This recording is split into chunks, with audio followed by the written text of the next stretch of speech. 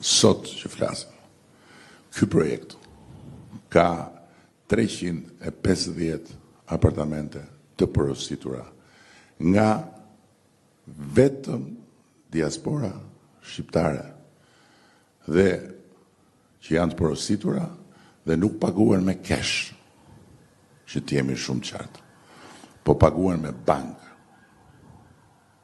Paguhen me bank.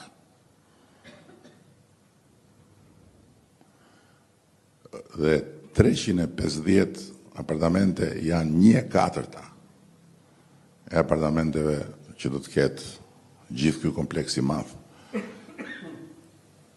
Dhe sot janë të porositura dhe të kontraktuara. Prandaj është shumë e rëndësishme që në një moment caktuar, her pas here, njerëzit të informohen.